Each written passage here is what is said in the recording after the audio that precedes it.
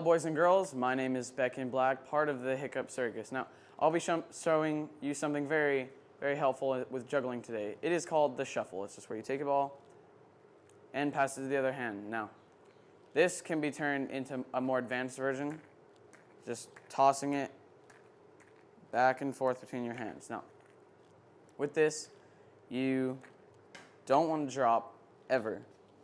So keep it slow and keep it together. You can kind of make it go a little higher, but it's a straight across pass, and that turns into many different tricks after you learn 1, 2, or 3 balls. Now, that is called the shuffle. I'm Beckon Black.